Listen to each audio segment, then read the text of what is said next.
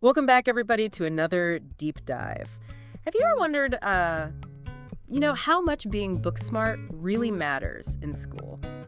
Hmm. I mean, we've all known people who maybe aced every test but just couldn't seem to, navigate the social scene Right. or handle the ups and downs of student life. Yeah, absolutely. And that's where this idea of emotional intelligence comes in. Oh, okay. And that's what we're going to be diving into today. We've got these two really interesting research papers. Okay. One of them looks at like over 100 studies Wow. on how emotional intelligence, or EI, is connected to things like how well students do in school and even brain function. Oh, wow. And then the other one looks at how emotional intelligence, or EI, influenced the way students studied, especially during the pandemic when All right. everything was kind of turned upside down. Yeah, for sure. So much change. Yeah, it should be a really interesting deep dive. I'm excited. Okay, so first things first. We've got to define this term emotional intelligence. We hear it everywhere. Right. But what does it actually mean? Yeah, so it's definitely more than just being, nice or understanding your feelings. Right. It's really about recognizing emotions, both in yourself and in others, Okay. and then actually using that understanding to make good decisions and build good relationships. You know what that reminds me? I think I read about like a model or something that broke down EI into different parts. You're thinking of the four-branch model? Oh, yeah. Yeah, it was developed by Mayer, Salovey, and Caruso. That's it. Yeah. And basically, the first thing you have to be able to do is perceive emotions accurately. Oh, okay. So are you picking up on those subtle cues in somebody's facial expressions or their body language, Yeah. tone of voice? Yes. Yeah. And then there's the whole idea of using emotions to actually help you think. Oh, interesting. Because emotions, they're not just these random things that happen to us. Right. They can actually be valuable sources of information Okay. that can help us make better decisions. So they're not something to be ignored. It's more about harnessing them. Exactly. Okay. What are the other two branches? So the third one is understanding emotions. Okay. So it's knowing why you feel certain things, how different emotions relate to each other, and how those feelings can change over time. Okay. And then finally, the fourth branch is what most people think of when they hear emotional intelligence, and that's managing emotions. Okay. And that's all about regulating your own emotions, responding to them in a healthy way, and even being able to influence the emotions of other people. So if I'm getting stressed out about like a big exam coming up, instead of just freaking out, I should be trying to, figure out why I'm feeling that way, Right. and use that information to manage my stress. Exactly. I like it. And that ability to kind of manage your emotions under pressure, I mean, that's a huge part of what makes emotional intelligence so important, not just in school, Right. but really in life. Okay, so let's jump into some of the research here. Yeah. This first paper, it analyzes over 130 other studies on emotional intelligence. It's a meta-analysis, yeah. Okay, yeah. Lots of data. That's a ton of data to sort through. Yeah. And one of the things they found was that there was this connection between emotional intelligence and, get this, better grades Yeah. across all sorts of subjects and age groups. Across the board. I mean, so it's not just about, being good at math or science. All right. It's about having those emotional skills to do well in any learning environment. And that's a really important point. Now, here's where it gets even more interesting. Okay. In some cases, emotional intelligence was a better predictor of how well students would do than, like, traditional measures of intelligence, Like IQ. like IQ. Yeah. So, wait, are you saying that emotional intelligence can be more important than just, being smart? Yeah, I mean, think about it. You could have the highest IQ in the world, but if you can't manage your stress or motivate yourself to do things, Right. or work well with others on a team, you're probably not going to reach your full potential. Yeah, that makes a lot of sense. It's like, having all the ingredients for a cake but not knowing how to bake. Exactly. Right. All right, what else did this research tell us? Oh, this is another fascinating finding. Okay. They found a link between teachers' emotional intelligence and how happy they were at work. Oh, interesting. And that, that actually affected how engaged their students were in the classroom. Oh, okay, so a teacher who's feeling burned out Right. and stressed is probably not going to have students who are really thriving. Right. It's intuitive, but it's great to see it confirmed in research, It is.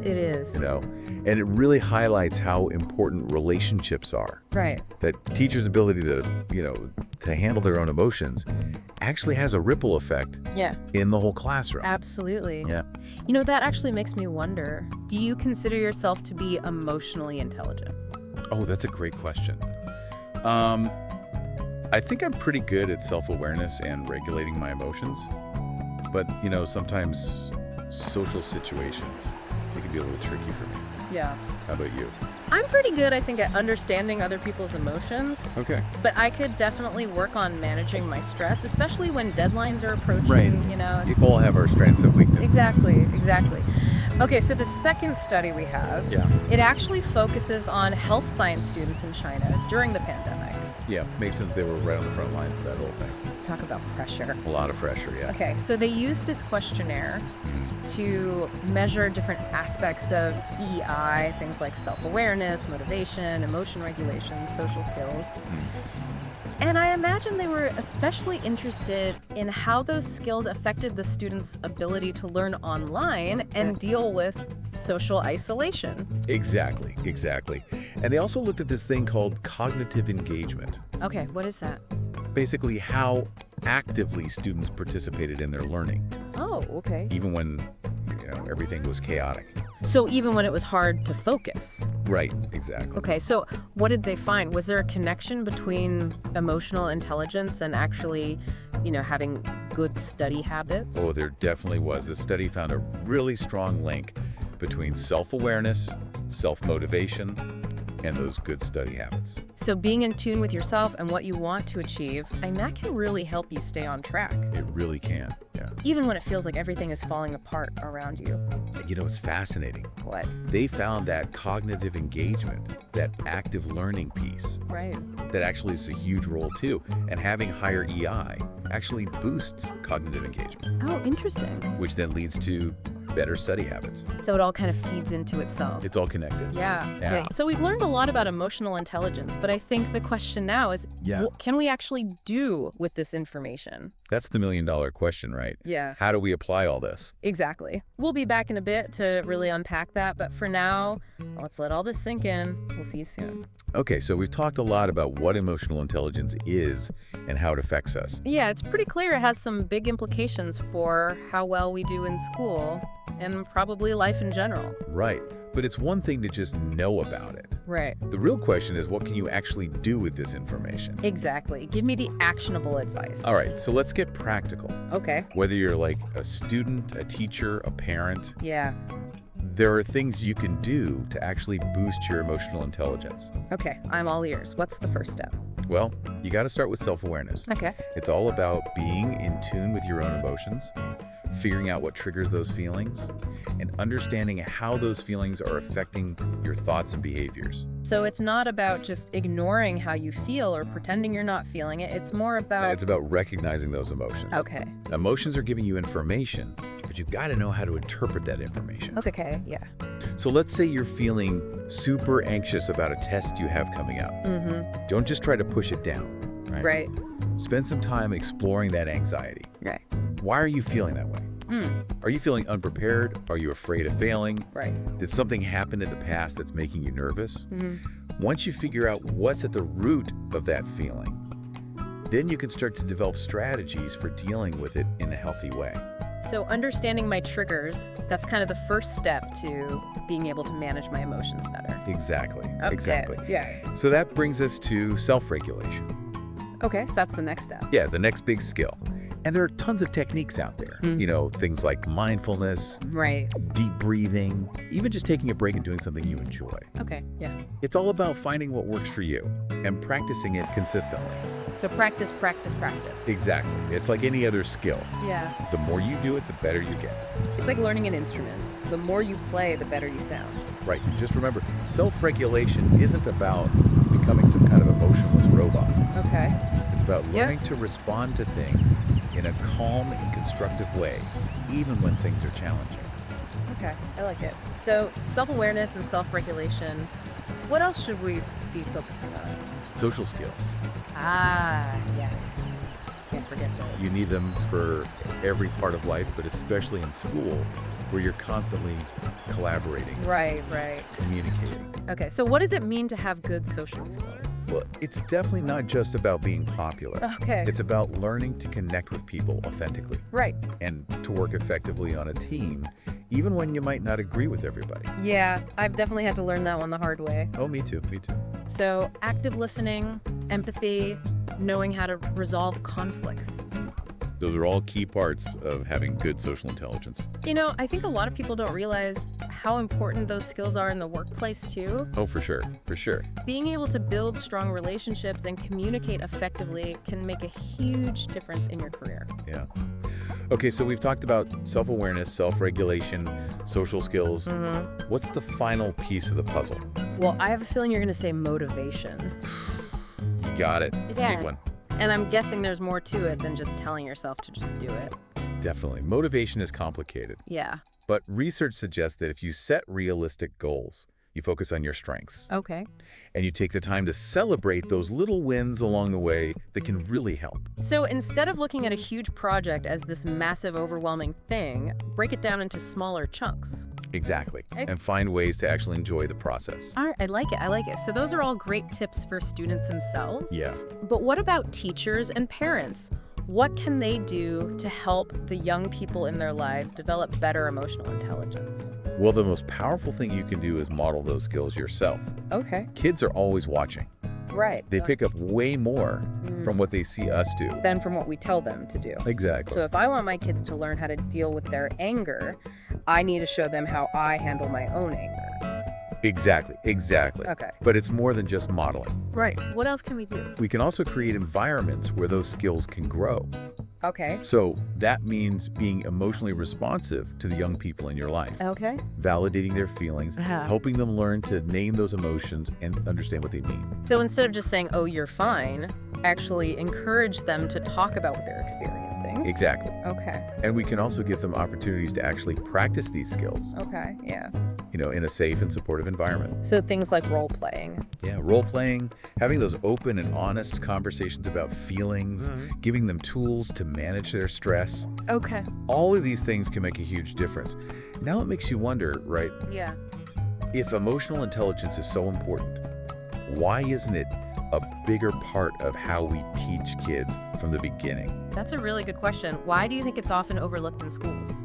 Well, some people argue it's just harder to measure than things like math or reading, Yeah, I can see that. right?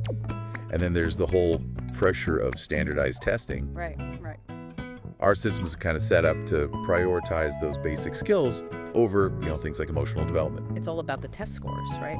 It's easy to see why something like emotional intelligence gets left behind sometimes. Okay, so that's the problem. Yeah. What can we do to change things? How do we advocate for more focus on emotional intelligence in schools?